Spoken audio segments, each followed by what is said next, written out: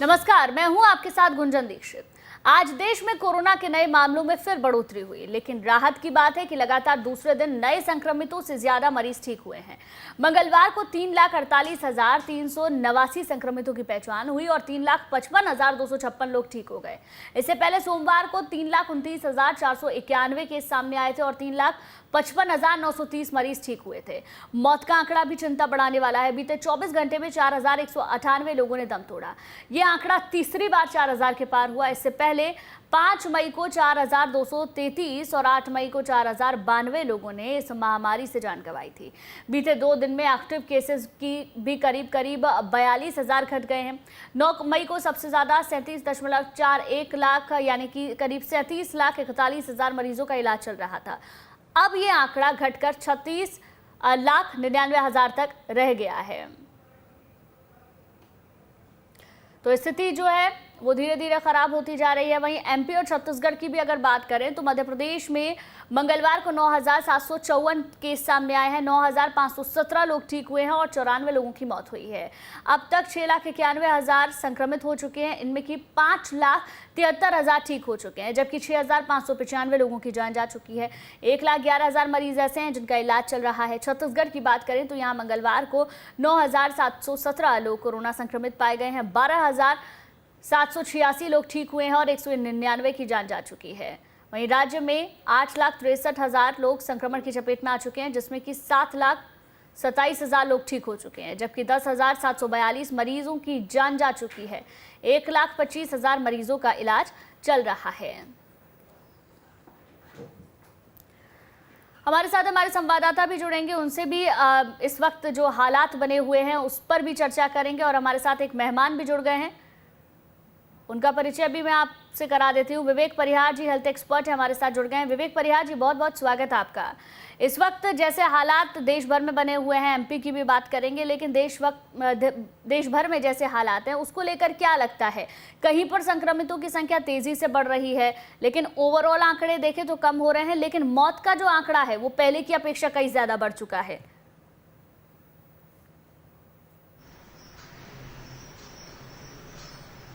गुंजन जी, पहले तो मैं आपके चैनल के माध्यम से जो वरिष्ठ पत्रकार श्री वरुण पटेल जी का जिनका निधन हुआ है उनको श्रद्धांजलि देना चाहूंगा।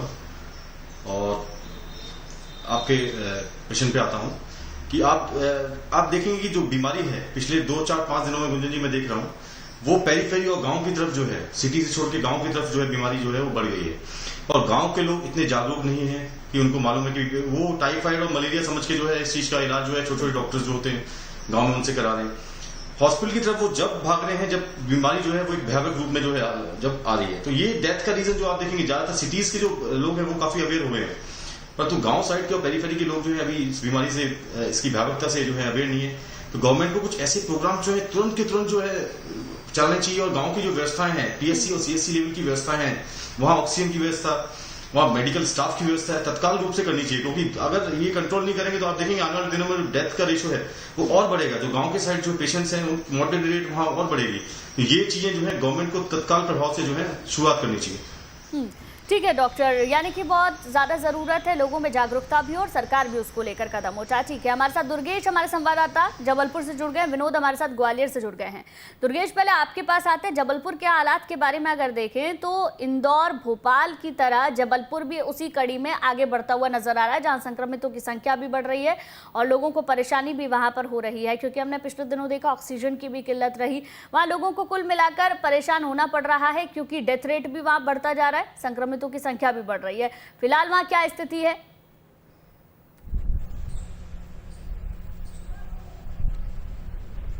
बिल्कुल गुंजन, देखिए सरकारी आंकड़ों के हिसाब से यदि अगर हम देखें तो जबलपुर के हालात पिछले कुछ दिनों में थोड़े से अच्छे हुए हैं। क्योंकि जहां एक तरफ 800, 900, 970 तक नए संक्रमित मरीज 24 घंटे में मिल रहे थे, तो वही आंकड़ा अब तकरीबन 500 से 600 के बीच आकर रुक गया है। 540, 524 पिछले 3 दिनों से आ रहे हैं। तो ये एक अच्छा संकेत है यदि सरकारी आंकड़ों के हिसाब से देखा जाए कि संक्रमितों की संख्या में थोड़ी बहुत कमी आई है। क्योंकि कहाँ 800, 850 आते थे और अब 500 से 550 के बीच में ये आंकड़ा स्थिर हो गया है। तो ये एक अच्छी खबर है, क्योंकि टेस्टिंग की संख्या भी बढ़ाई गई है। कल बीते 24 घंटों की बात करूं तो 500 से ज्यादा नए संक्रमित मरीज मिले हैं, लेकिन जो सैंपल रिपोर्ट थी वो 4,500 से ऊपर से ज्यादा लोगों की प्राप्त हुई, यानी कि ये रेशो जो है वो बहुत बेहतर आ रहा है।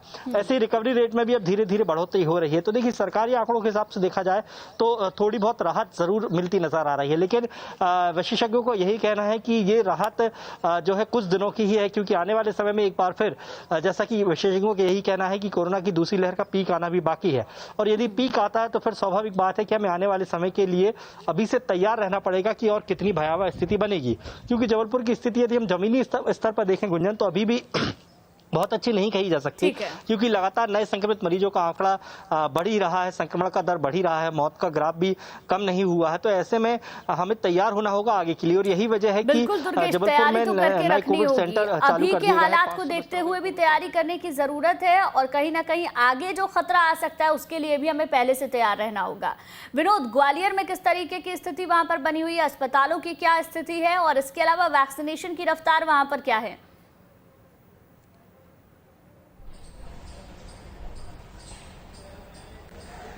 देखिए गुंजन, सबसे पहले हम अस्पतालों की हालत की बात करते हैं तो अभी अस्पतालों में बेडों को लेकर उतनी मारामारी और उतनी डिमांड नजर नहीं आ रही जितनी आज से 10 दिन पहले थी। 10 दिन पहले हर आदमी बेड के लिए परेशान था, उसको बेड नहीं मिल रहे थे, कभी सरकारी कभी प्राइवेट अस्पतालों में वो चक्कर लगा रहा था। लेकिन पिछले एक हफ्ते से हमारे पास खुद भी कोई ऐसा फोन नहीं आया जिसको बेड की बहुत ज्यादा जरूरत रही हो। इक्का दुक्का फोन ही आ रहे हैं, तो उनको थोड़ी बहुत मशक्कत करके बेड मिल भी रहा है। लेकिन जो आंकड़े बता रहे हैं पिछले 4 दिन के, उन आंकड़ों में संक्रमण की रफ्तार थोड़ी सी कम नजर आ रही है, क्योंकि जो आंकड़ा आज से 10 दिन पहले 1000 और 1200 तक पहुंच रहा था, वो आंकड़ा पहले 900, फिर 850, 700, 2 दिन पहले 650 था, और कल के जो संक्रमित आंकड़े आए वो 490 के हैं, और डिस्चार्ज होने वालों की संख्या 850 से ऊपर है। तो ये सरकारी आंकड़ों में हम राहत मान सकते हैं। हालांकि मृतकों की संख्या में हम ग्राउंड पे देखें तो बहुत ज्यादा अंतर नहीं आ रहा है, क्योंकि मृतक अभी भी जो सरकारी रिकॉर्ड है जिसमें शमशानों में अंतिम संस्कार कोविड गाइडलाइन से किए गए हैं, वो अभी भी 3540 की संख्या में अंतिम संस्कार किए जा रहे हैं। दूसरी तरफ गांव की तस्वीर अगर हम देखें तो वहां स्थिति अभी और बिगड़ती जा रही है। शहर की अगर सुधर रही है तो ग्रामीण इलाके में कोरोना कोहराम मचा रहा है। कई ऐसे गांव हैं जहां आधी जनसंख्या कोरोना से संक्रमित हो गई है। प्रशासन ने लगातार वहां पे मॉनिटरिंग शुरू कर दी है, सैंपल लिए जा रहे हैं। और दूसरा सवाल आपने कहा वैक्सीनेशन का, तो वैक्सीनेशन को लेके बहुत ज्यादा लोग परेशान हो रहे हैं। जो गवर्नमेंट की वेबसाइट है, जो एप्लीकेशन दी हुई है कि इनके जरिए लोग अपना रजिस्ट्रेशन करा सकते हैं, वहां रजिस्टर्ड हो नहीं पा रहे हैं। कब खुलता है कब ओपन होता है, इसको लेके परेशानी लगातार लोग देख रहे हैं। जो 18+ वाले लोग हैं वो पूरे दिन लगे रहते हैं मोबाइल और लैपटॉप पे, लेकिन उनका रजिस्ट्रेशन नहीं हो पा रहा। संख्या एक सेंटर पे 100 फिक्स कर दी गई है, तो एक दिन में लगभग 14 से 15 सेंटर हैं, तो 1500 से ज्यादा लोगों को वैक्सीनेशन नहीं हो पा रहा है। और यही हालत अभी 45+ के देखे जा रहे हैं, क्योंकि कई जगह पर लोग अब हंगामा भी कर रहे हैं 18+ को लेके। तो वैक्सीनेशन की जो रफ्तार है वो बहुत धीमी है। 22 लाख की आबादी के लिए आपको कम से कम ये मान के चला जाए कि 20,000 लोगों को रोज वैक्सीन लगवाएंगी, तो ये कह सकते हैं कि कुछ महीनों में ये कंप्लीट हो सकता है। लेकिन ये तो अभी शुरुआत है, और शुरुआत में ही लोगों को काफी मुश्किलों का सामना करना पड़ रहा है। यानी कि अव्यवस्थाएं वहां लगातार नजर आ रही है, चाहे वैक्सीनेशन को लेकर देखें। बेशक पहले से हालात जरूर थोड़े सुधरे हैं। ठीक है दीप्ति, भोपाल की स्थिति की बात करें तो भोपाल, इंदौर, यहाँ पर तो हालात सुधरते हुए नजर नहीं आ रहे। चाहे लॉकडाउन लगा दिया गया हो, चाहे कितनी ही व्यवस्था वहां पर नहीं कर दी गई हो, चाहे सख्ती भी कितनी बरत ली गई हो, लेकिन स्थिति वहां पर कंट्रोल में नहीं है।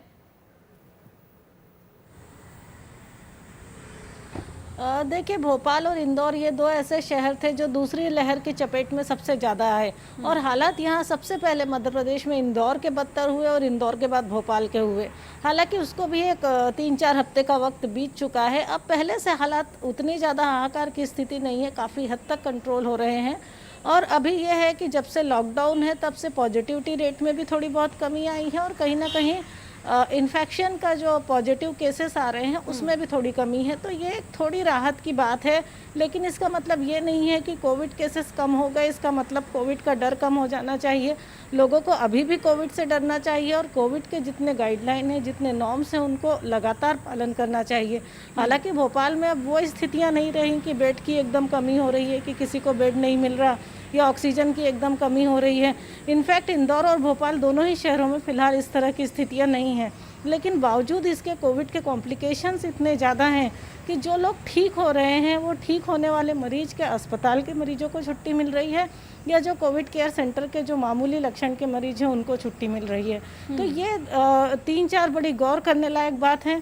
और दूसरा, अभी 17 मई तक लॉकडाउन लग रहा है, चालू है लगातार, लेकिन 17 मई के बाद भी क्या सरकार लॉकडाउन खोलेगी या फिर फिलहाल लॉकडाउन खोलना ठीक नहीं होगा? क्योंकि कहीं ना कहीं लॉकडाउन के बाद भी एक लंबा समय लगा भोपाल और इंदौर दोनों ही शहरों में केस कम होने में। खास करके भोपाल में केस अब थोड़े थोड़े से कम हो रहे हैं, पर इसका मतलब ये बिल्कुल नहीं माना जा सकता है कि कोविड का जो पीक है वो आ चुका है, या फिर जो पीक है उससे हम गुजर चुके हैं, या किसी तरह का खतरा नहीं है। लगातार गाइडलाइंस मानना ही जरूरी है। बिल्कुल, लोगों को भी इस बात को समझने की जरूरत है। ठीक है दुर्गेश, जबलपुर में जिस तरीके से आपने हालात बनाए, लोगों को ये बहुत ज्यादा जरूरत है इस बात को समझे कि बेशक धीरे धीरे स्थिति थोड़ी सी संभल जरूर रही है, लेकिन लापरवाही अभी भी नहीं करनी है, क्योंकि लापरवाही का ही नतीजा है कि आज हम यहाँ तक पहुंच गए हैं।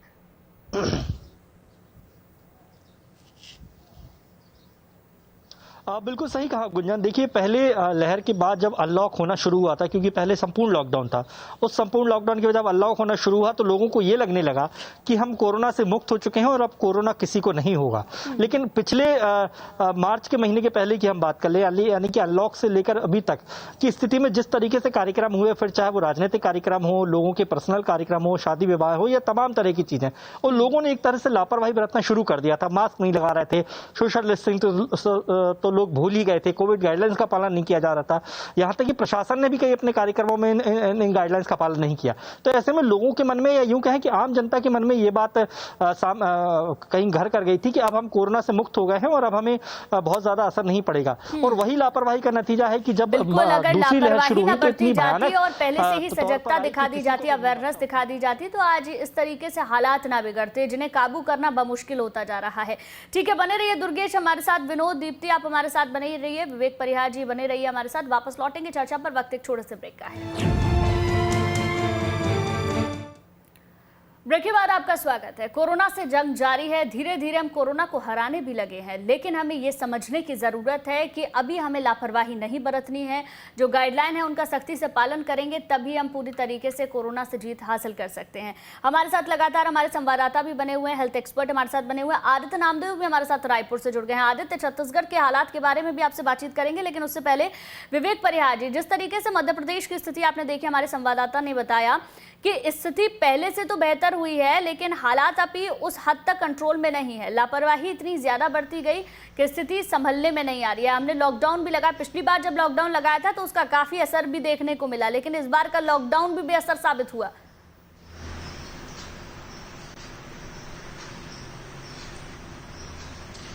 देखिए गुंजन जी, बिल्कुल जो पिछली बार जो लॉकडाउन लगा था, जब पिछली बार जो कोविड की वेव आई थी, फर्स्ट वेव, तो उससे बहुत स्ट्रिक्ट लॉकडाउन था। शासन प्रशासन भी बहुत जागरूक था और कड़े कानून और जो फाइन पेनल्टी थी वो सब जो गवर्नमेंट ने इम्पोज की थी और बहुत सख्त थी। इस बार जो लॉकडाउन था वो कहीं ना कहीं जो है एक भयावकता भी आई, लोगों की भी गलती नहीं है इसमें। जो इतनी भयावकता जो वेव चली है, जो भयावक चली है, लोग हॉस्पिटल के लिए परेशान रहे, ऑक्सीजन के लिए परेशान रहे, लोग इंजेक्शन के लिए परेशान रहे। तो कहीं ना कहीं गवर्नमेंट की भी इसमें थोड़ी सी मिस्टेक है कि दो चीजें जो प्रोवाइड थी, जो 1 साल 1.5 साल मिला था तो तैयारी के लिए, वो सब हमने की नहीं। हमें लगा था कोविड जो है फर्स्ट वेव आई, उसके बाद सेकंड वेव आएगी नहीं और धीरे धीरे जो कोविड है वो धीरे धीरे समाप्त हो जाएगा। तो ये चीजें जो है दोनों गलतियां हैं, लोगों की भी गलतियां। लोगों ने सोशल डिस्टेंसिंग का पालन नहीं किया, मास्क का उपयोग जो है वो लोगों ने बिल्कुल छोड़ दिया था और सैनिटाइजर वगैरह जो भी प्रोटोकॉल से उनका फॉलो नहीं किया। एक चीज गुंजन जी मैं और बोलना चाहूंगा कि वैक्सीनेशन जो गवर्नमेंट ने चलाया है प्रोग्राम, बहुत अच्छा प्रोग्राम चल रहा है, परंतु वैक्सीन की अवेलेबिलिटी जो है अभी भी बहुत कम है। आप देखें 18+ के लिए जो उन्होंने स्टार्ट किया है अभी, तो उसमें 100 वैक्सीन एक सेंटर पे अवेलेबल है सिर्फ। तो कैसे काम चलेगा? आप वैक्सीन की अवेलेबिलिटी कराएं, उसके बाद जो लोग पैनिक हो रहे हैं बहुत ज्यादा। सेंटर पे 500 लोग पहुंच जाते हैं और 100 वैक्सीन है, और कहीं ना कहीं जो है भीड़ भाड़ इसी कारण से सोशल डिस्टेंसिंग का पालन नहीं होता है, और जो लोग कोविड भी नहीं है वो कहीं ना कहीं वैक्सीनेशन सेंटर जाएंगे और उनको वहां से जो है इन्फेक्शन हो जाएगा। तो ये चीजें जो है व्यवस्था जो है गवर्नमेंट को करनी पड़ेगी, और डोर टू डोर वैक्सीनेशन जो है वो एक प्रोग्राम है, वो गवर्नमेंट को चलाना चाहिए अर्जेंट में, क्योंकि जो लोग नहीं आ पा रहे हैं वो उनको हम घर बैठे वैक्सीन लगा सकते हैं। बिल्कुल डॉक्टर, सरकार को इस ओर ध्यान देने की भी ज़रूरत है। बिल्कुल ठीक बात आपने कही, क्योंकि बहुत सारे लोग तो रजिस्टर भी नहीं करवा पा रहे हैं, खुद को जो रजिस्टर भी करवा दे रहे हैं उसमें भी तमाम तरीके की परेशानी आ रही है। ठीक है आदित्य, छत्तीसगढ़ के बारे में अगर देखें तो 10,000 से कम केस छत्तीसगढ़ में सामने आ रहे हैं, लेकिन मौत का आंकड़ा 199 है। मौत के आंकड़े में बहुत बड़ा अंतर नहीं आया है आदित्य। रायपुर में केस कम हुए हैं, लेकिन रायगढ़ के आंकड़े आसमान छू रहे हैं।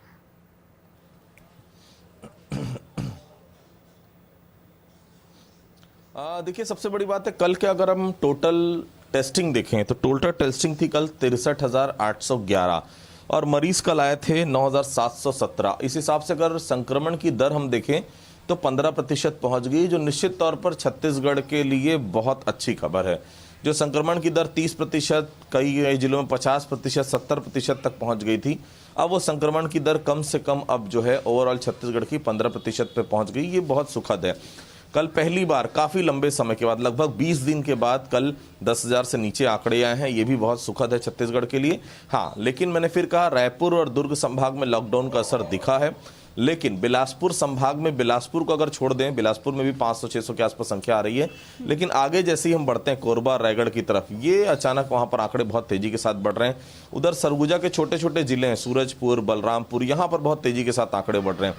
यहाँ आंकड़े ज्यादा चिंताजनक है क्योंकि मेडिकल फैसिलिटी यहाँ पर नहीं। दूसरी महत्वपूर्ण चीज है जो वैक्सीनेशन को लेकर जो दिक्कतें हो रही। देखिए 18+ में जो क्राइटेरिया बनाया है सरकार ने 4 अलग अलग कैटेगरी में, इसमें APL को सबसे कम कोटा दिया गया है और सबसे ज्यादा कोई जागरूक है वैक्सीन लगाने के लिए तो APL परिवार है। सुबह 5 बजे से 4 बजे से लाइन में शख्स लगते हैं ताकि उनको वैक्सीन मिल पाए और आधे घंटे के अंदर देखिए वैक्सीन खत्म हो जाती। क्योंकि मैं जहां गया वहां गया था, कल BTI ग्राउंड गया था, केवल 80 का कोटा है वहां पर, मतलब 80 लोगों को ही APL परिवार के टीकाकरण होगा। अब वो 80 लोग आते हैं, उसके पहले क्योंकि 80 की जगह 800 लोग लाइन में लग रहे हैं, अब 80 को लग पाता है, बाकी को वापस जाना पड़ता है। जो वापस जा रहे हैं, क्या ये विश्वास है कि वो दोबारा टीकाकरण के लिए आएंगे? क्योंकि एक बार कोई इंसान आता है किसी चीज के लिए, सब कुछ अपना काम छोड़कर, जब उसको वो चीज नहीं मिलती तो कहीं ना कहीं वो दोबारा आने के लिए झिझकता है। तो सरकार को वैक्सीनेशन का आंकड़े बढ़ाना पड़ेगा। हालांकि कल रविंद्र चौबे ने साफ कहा है कि 1.25 करोड़ वैक्सीन का ऑर्डर हमने दे दिया है, लेकिन धीरे धीरे वैक्सीन आ रही है। जिस रफ्तार से आनी चाहिए, पूरे देश का यही हाल है, उस रफ्तार से नहीं आ पा रही है। ये अच्छी बात है, छत्तीसगढ़ में ऑक्सीजन की कहीं कोई कमी नहीं है। APL कार्ड धारक जो हैं वो ज्यादा वैक्सीन लगवा रहे हैं। हमने भी देखा जब आप लाइव थे हमारे साथ, तो उस वक्त में भी बहुत जल्दी से ही APL कार्ड धारकों की वैक्सीन लग गई थी और वो लाइन भी खत्म हो गई, वैक्सीन खत्म हो गई। लेकिन क्या सरकार को इस रेशियो में कुछ बदलाव करने की जरूरत नहीं है? क्योंकि BPL कार्ड धारक अगर देखें तो उनकी संख्या बहुत कम है। वैक्सीन एक बार खुल जाती तो वैक्सीन बर्बाद भी हो रही है।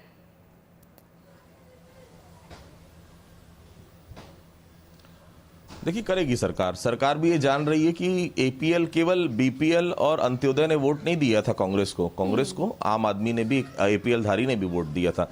और सरकार देखिए, क्योंकि वैक्सीन कम आई इसलिए इस प्रकार के क्राइटेरिया बनाना पड़ा। अगर वैक्सीन ज्यादा आती तो इस क्राइटेरिया को कभी नहीं बढ़ाना पड़ता, क्योंकि अगर आप एक साथ सब कुछ खोल देंगे, अफरा तफरी की स्थिति होगी, कहीं ना कहीं और दिक्कतें होंगी। अभी कम से कम कि सबको पता तो है एक हमको इतना कोटा है, उससे ज्यादा हमको कोटा नहीं मिलेगा। लेकिन अब जो मेरी बात हुई थी कल रविंद्र चौबे से, जो सरकार के प्रवक्ता भी हैं, कृषि मंत्री भी, उनका साफ तौर पर यही कहना है कि जो अंत्योदय और BPL परिवार में जो जागरूकता की कमी लग रही है, उनका जितना कोटा है वो अगर बचता है तो वो पूरा शिफ्ट APL में कर दिया जाएगा। तो ये सरकार आजकल में ये आदेश निकाल सकती है, बेहतर होगा कम से कम, क्योंकि जो चाह रहा है लगाना उसको वैक्सीन नहीं मिल रही है और जो नहीं चाह रहा है उसको हम जबरदस्ती दे रहे हैं। तो ये थोड़ी सी दिक्कत आ रही है और थोड़ी जागरूकता की भी कमी है अंत्योदय और BPL परिवार में। उनको ये लग रहा है वैक्सीन हम लगाएंगे तो हम खत्म हो जाएंगे, हमें ऐसी कोई बीमारी हो जाएगी जिससे हम बच नहीं पाएंगे। जो भ्रांतियां शुरू में फैलाई गई कुछ लोगों के द्वारा, कल इसी के चलते स्वास्थ्य मंत्री ने भी अपना टीकाकरण की फोटो जो है वो ट्विटर अकाउंट में डाली। हालांकि उन्होंने 1 मई को टीकाकरण करवा लिया था। जरूरत है, जब तक लोग जागरूक नहीं होंगे ना ही सरकार की कोई मदद हो पाएगी और ना ही स्थिति कुछ सुधर पाएगी। ठीक है आदित्य, लौटूंगी आपके पास।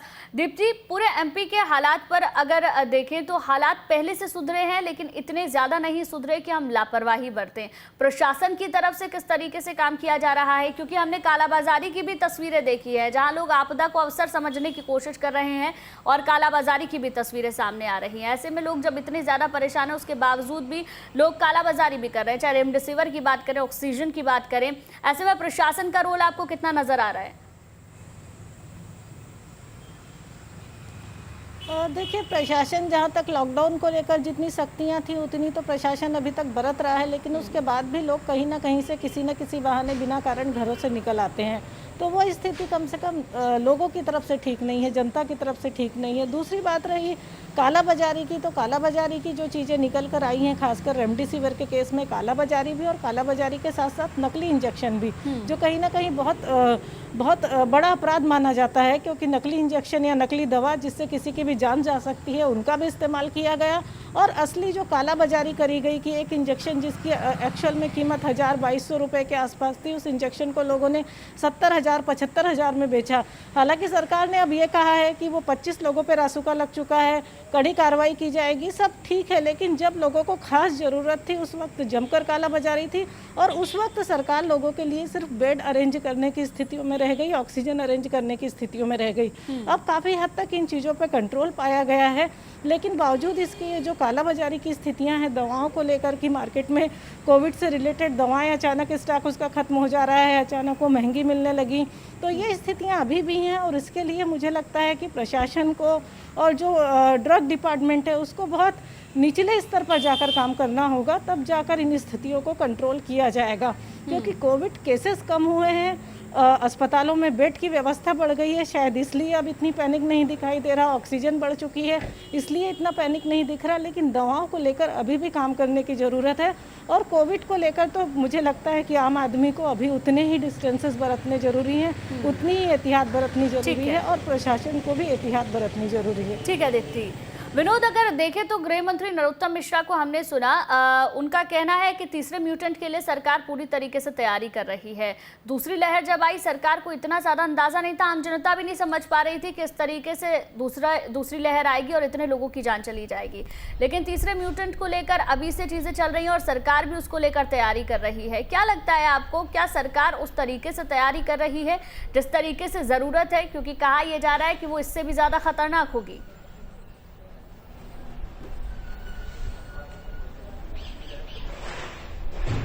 हाँ, देखिए गुंजन, जिस तरह से सरकार दूसरी लहर में कोरोना का संक्रमण फैला और उसको रोकने में सफल नहीं हो पाई, हजारों लोगों की जान चली गई, लाखों की संख्या में लोग संक्रमित हो गए, कई घर बर्बाद हो गए, कई घरों के चिराग बुझ गए। उसके बाद अगर तीसरी लहर भी देश और प्रदेश में आ जाती है तो फिर लोग कहीं ना कहीं सरकार से बहुत हद तक नाराज हो जाएंगे और शायद सरकार के किसी भी प्रतिनिधि का फिर सड़क पर निकलना मुश्किल हो जाएगा। ऐसे में सरकार की ये कोशिश है कि तीसरी लहर को कैसे रोका जाए, और उसी पर सरकार का पूरा ध्यान है, चाहे वो केंद्र सरकार हो या मध्य प्रदेश की सरकार हो। हर रोज हम देख रहे हैं कि तरह तरह की मीटिंग हो रही है, वीडियो कॉन्फ्रेंसिंग हो रही है, उसके लिए संसाधन कैसे जुटाएं। सरकार की ये कोशिश है कि कुछ ऐसे संसाधन उपलब्ध हो जाएं कि लोगों को घरों पर ही रोका जाए, घर पर ही लोग इलाज करा सकें, और अपनी तरफ से अस्पतालों में क्या क्या संसाधन बढ़ाए जा सकते हैं। सिर्फ बेड से काम चलने वाला नहीं है। तीसरी लहर कैसी होगी, किस तरह की होगी, उसके लिए दवाइयों के इंतजाम कैसे हों, ऑक्सीजन की क्षमता जगह जगह उपलब्ध हो जाए, हर जिले में प्लांट लग जाएं। ऐसी सरकार ने कुछ मध्य प्रदेश के 37-35 जिलों में घोषणा भी की थी कि ऑक्सीजन के प्लांट लगाए जाएंगे, और उसके लिए कई लोगों ने आवेदन भी कर दिए। तो ये तैयारी तो शुरू हो गई है, लेकिन इसका अभी अंदाजा नहीं है कि तीसरी लहर कैसी होगी। इस तरह की भी चर्चा चल रही है गुंजन की तीसरी लहर में बच्चों पे ज्यादा प्रभाव पड़ेगा, तो बच्चों को कैसे रोका विनोद, जाए। क्योंकि अगर हम तैयारी करेंगे तो कहीं ना कहीं उस तीसरी लहर से लड़ भी पाएंगे। तैयार ही नहीं रहेंगे तो वही स्थिति हो जाएगी जो इस वक्त में हुई है। ठीक है विवेक परिहार जी, कहा यह जा रहा है जो तीसरी लहर आएगी वो बच्चों के लिए बहुत ज्यादा खतरनाक होगी, तो इसको लेकर क्या आपको लगता है कि बच्चों को किस तरीके से सेफ रखा जा सकता है? क्योंकि हमें नहीं पता कि कब वो तीसरी लहर आएगी, और बच्चों के लिए तो अभी कोई वैक्सीनेशन भी शुरू नहीं हुई है।